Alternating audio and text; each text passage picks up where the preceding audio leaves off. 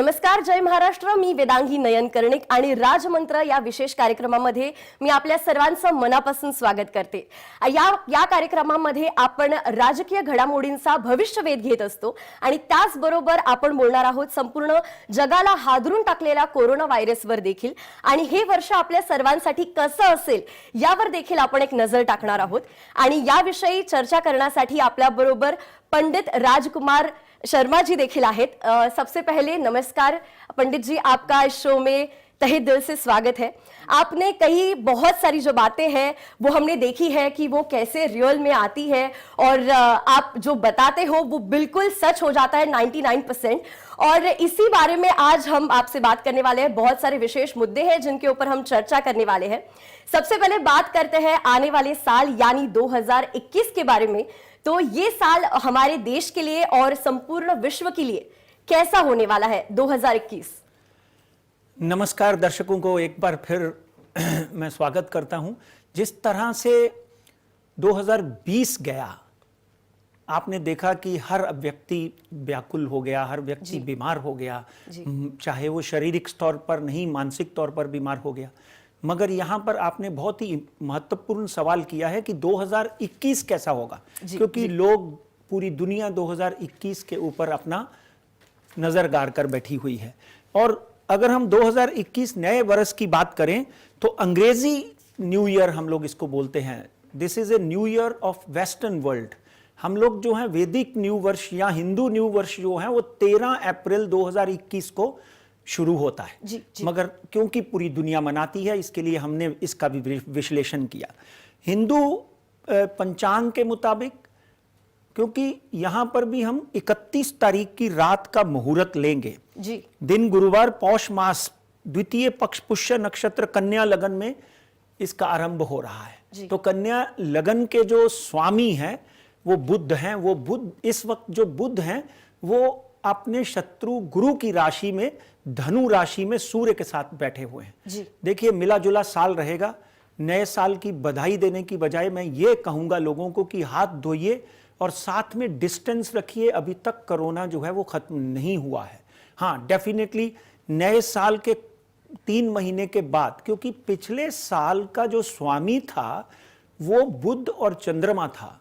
जो लोग ज्योतिष के ज्ञाता हैं वो बात समझते हैं कि जब बुध और चंद्रमा, यानी बुध राजा था, मंत्री चंद्रमा था. जो लोग ज्योतिष के ज्ञाता हैं, थोड़ा सा भी ज्ञान रखते हैं, बुध और चंद्रमा जब भी इकट्ठा होता है तो डेफिनेटली रेस्टलेस होती है. और जब 2020 फरवरी में शनि ने मकर राशि में 2 जनवरी में शनि ने मकर राशि में प्रवेश किया 20 तारीख को, 20 फरवरी 2020 को, तो डेफिनेटली एक हंगामा हो गया. आप 1857 की बात कर लीजिए, वायरस आया. 1916 की बात कर लीजिए, तभी वायरस आया. 1942 की बात कर, जब शनि मकर राशि में आए, या तो विश्व युद्ध हुआ या फिर कहीं ना कहीं कोई ना कोई तकलीफ आई. आर्थिक मंदी का दौर आया. हम चाइना को आरोप करते हैं, उस वक्त तो कोई प्लेन भी नहीं चलते थे. चाइना को आरोप करते हैं. मैं तो कहता हूं कि चाइना से भी निकला हो तो भी इसने पूरे विश्व को हिलाकर रख दिया. यहां पर एक बात समझ लेनी बहुत जरूरी है कि 1916-17 में वर्ल्ड वॉर हुआ, उसी वक्त प्लेग आई. 1947 में, 1942 से 47 तक, यानी तभी भी जो वर्ल्ड वॉर 2 हुआ, हिटलर की लड़ाई हुई, उस वक्त भी जो है शनि मकर राशि में था. जब शनि मकर राशि में आता है तो कहते हैं कि न्याय दिलाता है, पापियों को दंड देता है. इसलिए 2021 की बात करें तो 2021 के फरवरी, मार्च यानी 13 अप्रैल तक, क्योंकि इस पिछले साल का जो राजा बुध और चंद्रमा साथ में प्रमादी संवत्सर था. संवत्सर बोलते हैं हिंदू धर्म के, एक बरस को संवत्सर बोलते हैं हम. तो 2021 जो होगा उसमें 13 अप्रैल से प्रमादी यानी खत्म हो जाएगा और आनंद संवत्सर शुरू होगा, जिससे कि डेफिनेटली आनंदमय वातावरण बनेंगे. मगर अप्रैल तक आपको बहुत ध्यान रखना है। किसी ना किसी तरह की मुसीबत वापस खड़ी हो सकती है। जैसे आपने देखा यूके में एक और वायरस नया बोलते हैं आ गया। कुछ ना कुछ समस्याएं जो हैं 13 अप्रैल तक खड़ी होती हुई दिखाई देती हैं। इसलिए हाथ धोइए, डिस्टेंस रखिए, अपनी सुरक्षा का ध्यान रखिए, किसी भी तरह का रिस्क मत लीजिए। आपने बिल्कुल सही बात कही है। और मेरा अगला सवाल भी यही था कि इस साल ने यानी 2020 ने सबके लोगों के जो नाक में दम कर रखा है और हम सब इंतजार में है कि ये साल कब खत्म होने वाला है और 2021 कब आएगा। तो क्या हमारी जिंदगी में रोशनी की किरण आती हुई दिखेगी? क्या 2021 में हम फाइनली कोरोना वायरस से छुटकारा पा सकेंगे? बहुत ही सुंदर सवाल किया आपने, क्योंकि दुनिया जो है इस सवाल का जवाब चाहती है। मैंने 23 सितंबर से पहले एक शो किया था और बोला था कि 23 सितंबर से लेकर 23 दिसंबर तक, यानी राहु जो है वृषभ और वृश्चिक राशि में, केतु जो है परिवर्तित हो रहे हैं, तो इनसे डेफिनेटली कोरोना वायरस में कमी आएगी। डेफिनेटली कोरोना वायरस की अगर हम लाट देखें तो उसमें कमी आई है। 1 लाख कोरोना पेशेंट हमारे यहाँ रोज होते थे, आज की 20 से 25 हजार की तादाद रह गई है। मैं तो प्रभु से यही प्रार्थना करूंगा वो भी ना हो। 23 सितंबर तक हमने ये भी बोला था कि वैक्सीन जरूर आ जाएगी, आपको याद होगा मित्रों। हाँ जी। 23 सितंबर से 23 दिसंबर तक वैक्सीन का इजाद हो जाएगा, वैक्सीन भी आ जाएगी। तो कहीं ना कहीं यूके में, अमेरिका में, लंदन में, रशिया में, इंडिया में भी वैक्सीन के टीके का तीसरा दौर चल रहा है। तो डेफिनेटली उसका जो कोई ना कोई सल्यूशन था वो भी निकलता हुआ दिखाई देता है। मगर उसके बावजूद भी जो प्रमादी संवत है 13 अप्रैल तक है। मैं वापस पहले सवाल को उसमें डालता हूं, 13 अप्रैल तक है। उसके बाद आनंद संवत आएगा, जो आनंदा संवत आएगा तो वहां से भारत अपने गुरु की भूमिका में वापस आएगा। इसलिए कोरोना वायरस का अंत जो है, मैं तो यही कहूंगा कि 20 फरवरी से जब शनि मकर राशि में आए, ध्यान से सुनिए, उसके 2.5 साल शनि मकर राशि में रहते हैं, तो ये 20 फरवरी 2020 से लेकर 2.5 साल तक आपको मास्क पहनना पड़ेगा, हाथों को सैनिटाइज करना पड़ेगा, यहां पे आप बैठते हैं अपना ध्यान रखना पड़ेगा, एयरलाइंस में आपको फेस शील्ड पहननी पड़ेगी। और ये इसके बावजूद तभी जाकर कोरोना से हम मुक्ति पा सकते हैं। ये तो एक चेतावनी है, मगर planetary position according to the planets, जो प्लैनेटरी पोजीशन है उसमें डेफिनेटली अप्रैल 2000, फिर वही भविष्यवाणी में दोहराता हूं कि सितंबर से दिसंबर तक वैक्सीन के योग बनते हैं, जो आनी शुरू हो गई है। कोरोना में कमी आएगी जो होनी शुरू हो गई है। अब 13 अप्रैल 2021 के बाद जो संवत शुरू होगा, उस वहां तक कोरोना की जो चाल है वो अभी अगर 30% रह गई है तो वो 10% रह जाएगी। डेफिनेटली इसमें कमी आएगी। ये एक नए साल की खुशखबरी है, मगर 13 अप्रैल तक सचेत रहिए। जी जी, बिल्कुल सही। और आपने जिस तरह से बताया है, हम सब बहुत ही एक्साइटेड है कि फाइनली हमें कोरोना वायरस से छुटकारा मिलते हुए नजर आ रहा है। और 2021 साल की बात हो ही रही है पंडित जी, तो आर्थिक व्यवस्था कैसी रहेगी हमारे देश की और सारे विश्व की? My God, this is a very important question. जी, ये बहुत ही महत्वपूर्ण, सारे सवाल आपने बहुत चुन चुन के आज निकाले हैं। ये सवाल तो जरूरी इतना महत्वपूर्ण हो गया। लोग मुझे पूछते भी हैं फोन करके कि पंडित जी यहाँ पे ऐसा हो गया कि शेयर मार्केट तो बढ़ती जा रही है, 47,000 हो गई, मगर विश्व की इकोनॉमी तो श्रिंक होते जा रही है। हमारे भारत का जीडीपी -26 हो गया था, अभी -28 रह गया है। तो क्या होगा पूरे विश्व की अर्थव्यवस्था को? अर्थव्यवस्था के लिए 2021 बहुत ही बुरा साल होगा, जिसमें अर्थव्यवस्थाएं जो हैं वो तहस नहस हो जाएंगी, लोगों के सपने चकनाचूर हो जाएंगे, क्योंकि अभी तक कोरोना वायरस से हम लड़ रहे हैं। अपने घर में जो हमारे पास में पैसा था उससे हम अपना गुजारा कर रहे हैं। कितने हजारों लाखों फैक्ट्रियां बंद हो गई, लोग सड़क के ऊपर आ गए, बहुत से लोगों ने सुसाइड कर लिए। वातावरण इस तरह का जो है वो डेफिनेटली बहुत ही भयानक और भयावह है। एक बात ध्यान से सुनिए, अर्थव्यवस्था पूरे विश्व की डेफिनेटली अगले 1 साल तक 20 फरवरी 2022 तक श्रिंक होती हुई आपको दिखाई देगी। डेफिनेटली इसमें अगर सबसे महत्वपूर्ण देश हैं जो एक गुरु और लीडर की भूमिका में सामने आएंगे, वो एक नंबर एकमेव देश है, वो हमारा देश हिंदुस्तान और भारत है, जिसको नरेंद्र मोदी जी जैसा एक महत्वाकांक्षी नेता मिला, प्रधानमंत्री मिला।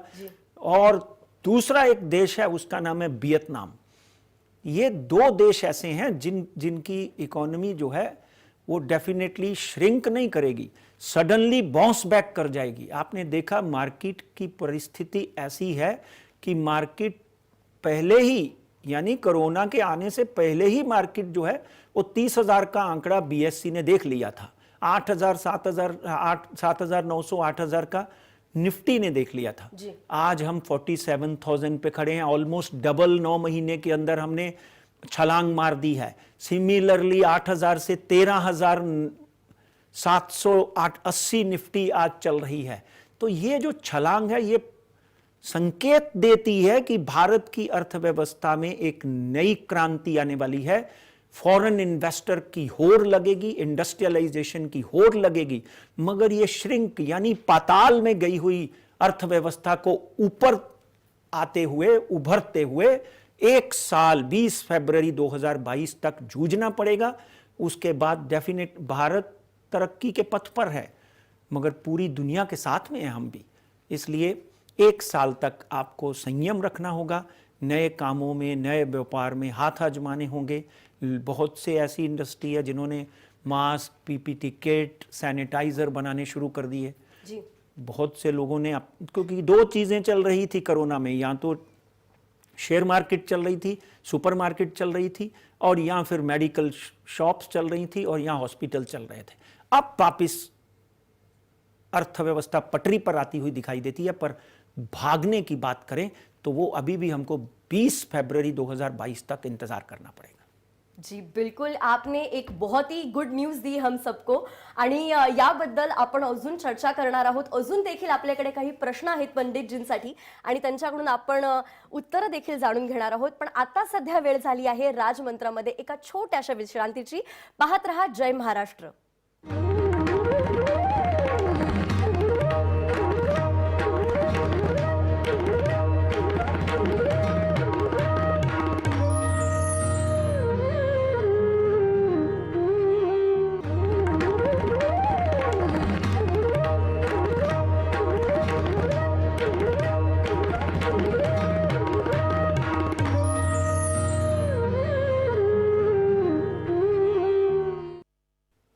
नमस्कार, मी वेदांगी नयन कर्णिक पुन्हा एकदा तुमचं स्वागत करते जय महाराष्ट्रच्या विशेष कार्यक्रम राजमंत्रमध्ये। आणि आपण पंडितजींबरोबर गप्पा मारत आहोत आणि आपले काही प्रश्न आहेत ज्याचे उत्तर आणि ज्याचा ऍक्च्युअली असं म्हणायला पाहिजे की आपल्या समस्यांचं समाधान आपल्याला पंडितजींकडनं नक्कीच मिळत आहे।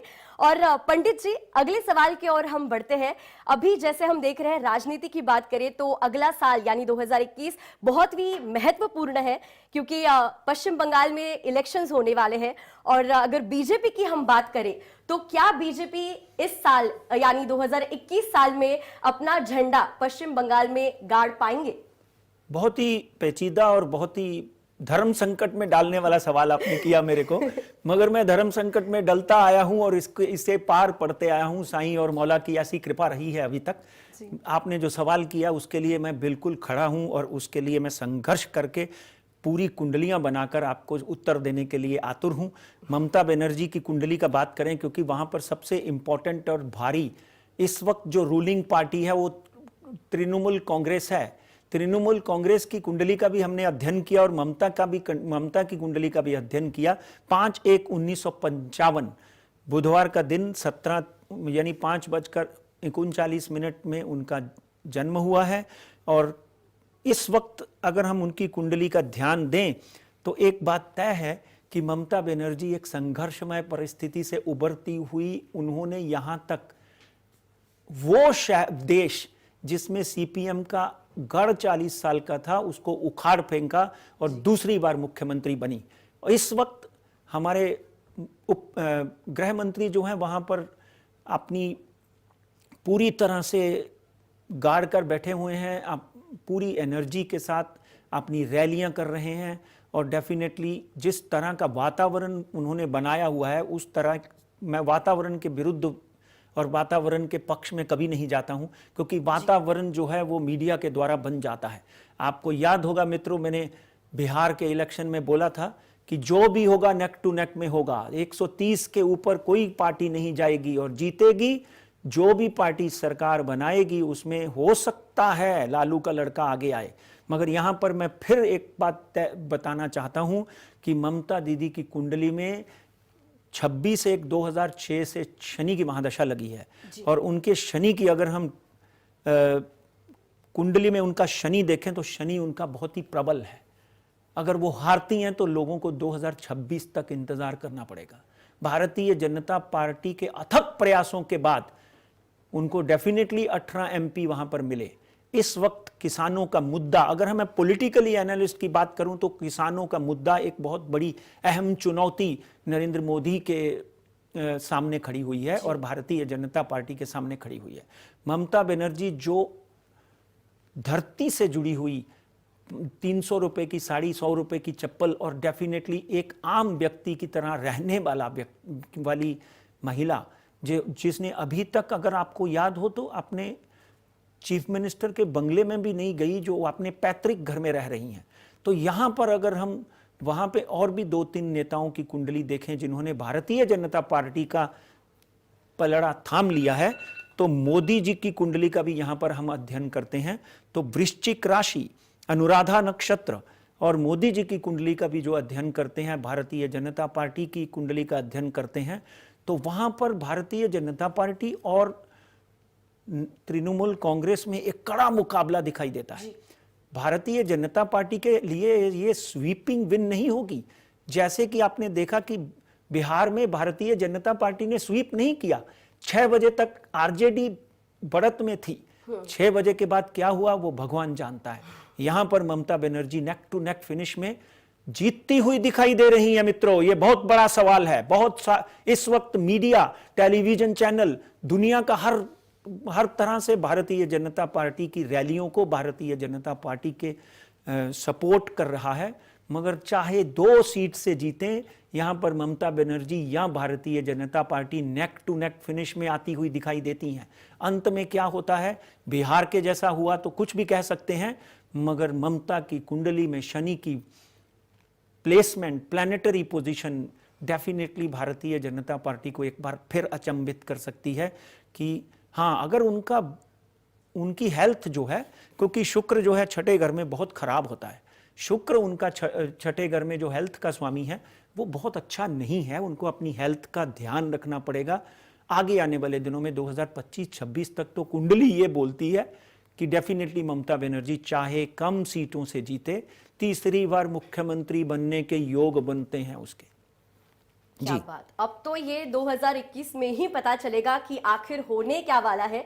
लेकिन आपने जिस प्रकार से हमें बताया है, जिस प्रकार से एक्सप्लेन किया है, एक्साइटमेंट तो अभी से ही बढ़नी शुरू हो गई है।